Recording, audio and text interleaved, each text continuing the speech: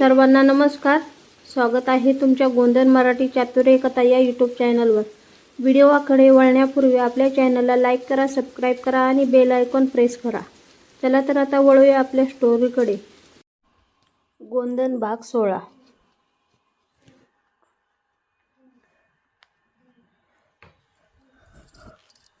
त्या रात्री कार्यक्रम संपल्यानंतरही विश्वाच्या मनात शांतता नव्हती. गर्दीत दिसलेले ते अनोळखी स्त्री सतत त्याच्या डोळ्यासमोर येत होती. तिच्या हातात त्याच्या लहानपणीचा फोटो होता आणि तिच्या डोळ्यात अश्रू होते. ती कोण होती? तिने माझा मुलगा असं का म्हटलं होतं? हे प्रश्न त्याच्या मनात वादळासारखे फिरत होते.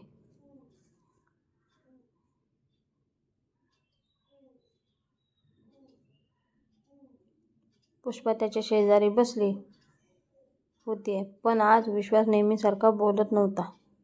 त्याच्या चेहऱ्यावर आशा आणि भीती दोन्ही होत्या.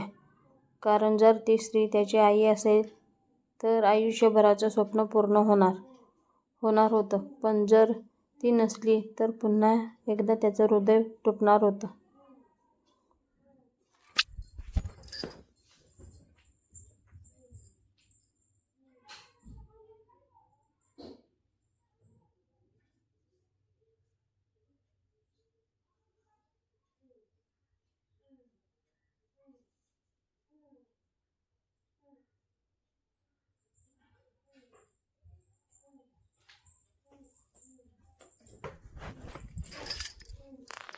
सकाळी गावात ही बातमी वाऱ्यासारखी पसरली. काही लोक म्हणत होते ती स्त्री शहरातून आली होती. काही म्हणत होते ती अनेक दिवसापासून गावात फिरताना दिसत होती, तर काही जण तिला ओळखत असल्याचा दावा करत होते. पण खरं सत्य कोणालाच माहिती नव्हतं. दामोदरने लगेच शोध सुरू केला. गणूला घेऊन तो गावभर फिरू लागला. मंदिरं, बाजारं, बसस्थानक सगळीकडे चौकशी सुरू झाली. पण त्या स्त्रीचा काहीच पत्ता लागत नव्हता. दुसरीकडे पुष्पाच्या मनातही वेगळंच वादळ होतं. तिला विश्वासासाठी आनंद वाटत होता, पण त्याच्याबरोबर एक अनामिक भीतीही वाटत होती. जर त्याची आई खरंच भेटली तर त्याच्या आयुष्यात काही बदल होईल का? त्याचं प्रेम तसंच राहील का? हे विचार तिला सतावत होते.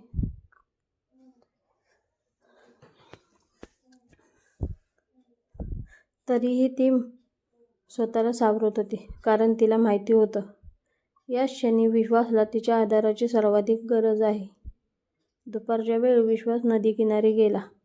त्याच जागी तिथे तो नेहमी आपल्या मनातील गोष्टी बोलायचा. नदी शांतपणे वाहत होती. आकाशात पांढरे ढग तरंगत होते, पण त्याच्या मनात प्रचंड अस्वस्थता होती. तो एका दगडावर बसला आणि पाण्याकडे पाहत राहिला. त्याला लहानपणापासूनचे दिवस आठवत होते, जेव्हा तो प्रत्येक सणाला देवाकडे एकच मागणं मागायचा, मला माझी आई भेटू दे. आज ती इच्छा पूर्ण होण्याची इतकी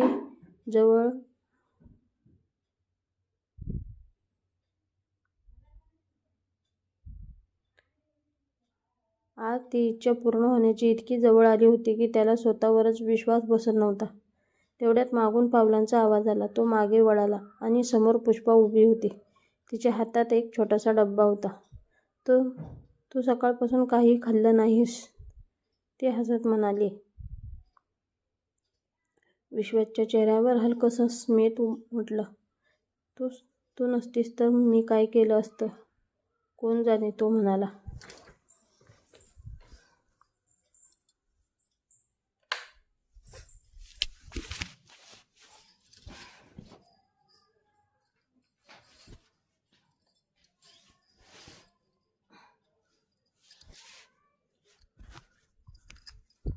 पुष्पा त्याच्या शेजारी बसली. काही क्षण दोघेही शांत राहिले. मग ती म्हणाली, कधी कधी आयुष्य खूप उशिरा उत्तर देतं, पण जेव्हा देतं तेव्हा सगळ्या वेदनांचं मोल मिळतं. तिचे शब्द ऐकून विश्वाच्या डोळ्यात पाणी आलं. त्याने तिचा हात हातात घेतला आणि मनोमन देवाचे आभार मानले, कारण त्याला पुष्पासारखी साथ मिळाली होती.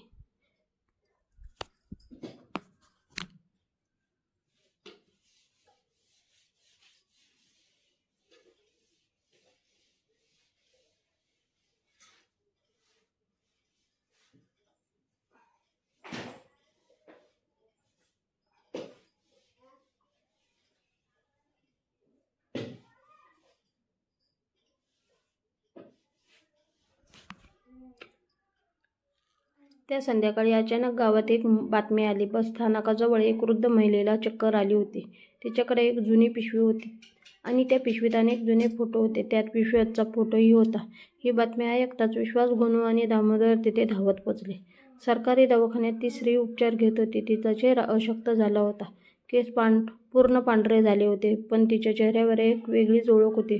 विश्वासचा श्वास अडकला. त्याच्या हातात तोच जुना फोटो होता आणि समोर ती स्त्री शांतपणे झोपली होती.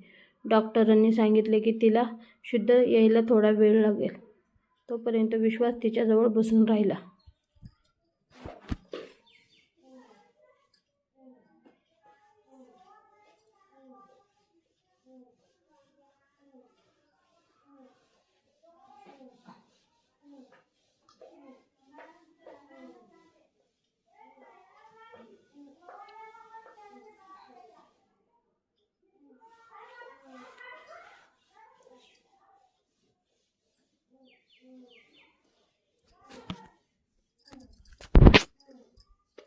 त्याच्या मनात हजारो आठवणी आणि प्रश्न होते. जर ही त्याची आई असेल तर ती इतके वर्ष कुठे होती? तिने त्याला का शोधलं नाही? तिला त्याची आठवण होती का?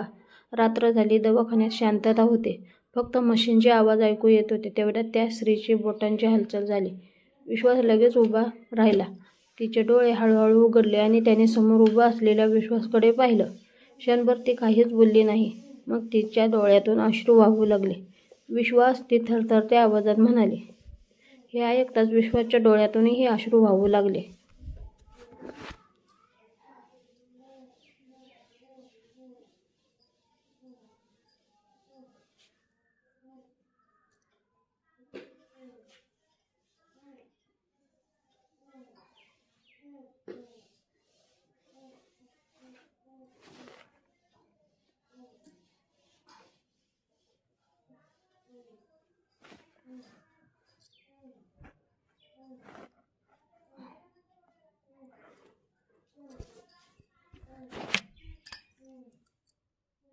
कारण इतक्या वर्षानंतर पहिल्यांदाच कोणीतरी त्याचं नाव आईच्या मायेने घेतलं होतं. तो तिच्या जवळ बसला. आई, त्याच्या तोंडातून शब्द फुटले. ती स्त्री रडतच त्याच्या चेहरा स्पर्श करू लागली. माझा बाळा, माझा विश्वास. त्या क्षणी दवाखान्यात उपस्थित प्रत्येकाच्या डोळ्यात पाणी आलं. पण कथा इथे संपत नव्हती, कारण त्या स्त्रीने पुढच्याच क्षणी एक धक्कादायक गोष्ट सांगितली. आपल्या अपघाताच्या रात्री मी वाचले होते, पण मला जबरदस्तीने दूर नेलं होतं. सगळे स्तब्ध झाले. कोणी? दामोदरने विचारलं. तिचे डोळे भीतीने मोठे झाले. राघव सिंह एकटा नव्हता, त्याच्यासोबत अजून एक माणूस होता.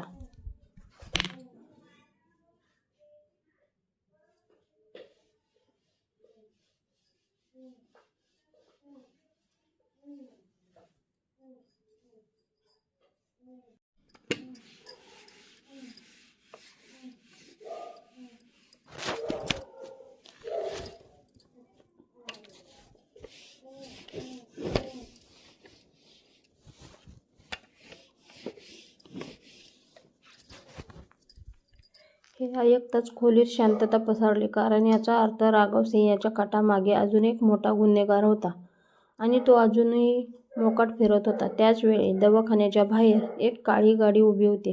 गाडीच्या आत बसलेला एक माणूस दवाखान्याकडे पाहत होता. त्याच्या चेहऱ्यावर राग स्पष्ट दिसत होता. त्याच्या हातात एक जुना फोटो होता आणि तो हळू आवाजात म्हणाला, ती जिवंत राहायला नको होती.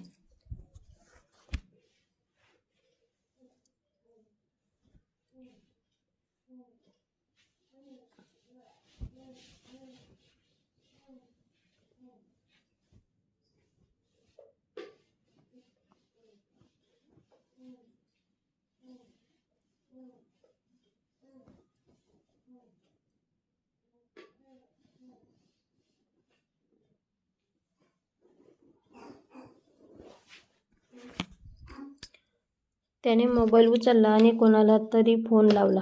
काम अपूर्ण राहिलं आहे. हे शब्द ऐकताच पुन्हा एकदा संकटाची सावली विश्वास आणि त्याच्या आईवर पडू लागली.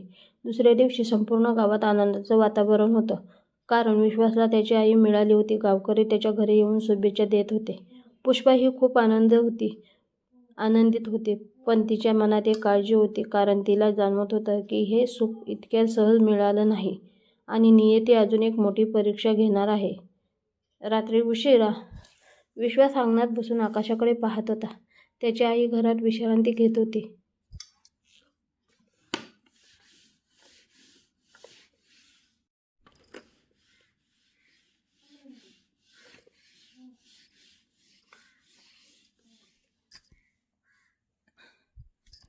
पुष्पा त्याच्या शेजारी येऊन बसली. आता तू आनंदी आहेस ना? ती हसून म्हणाली.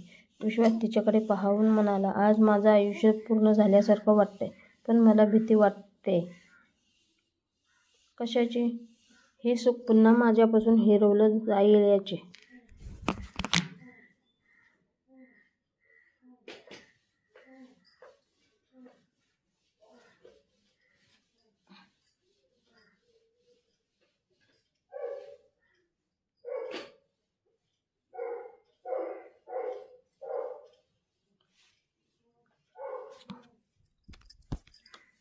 पुष्पाने त्याचा हात घट्ट पकडला. मी आहे ना? त्याने तिच्याकडे पाहिलं आणि अनेक दिवसांनी मनापासून हसला.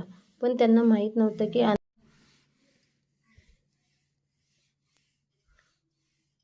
अंधारात कोणीतरी त्यांच्यावर नजर ठेवून आहे आणि पुढच्या काही दिवसात विश्वाच्या आयुष्यातील सर्वात मोठा शत्रू येणार आहे.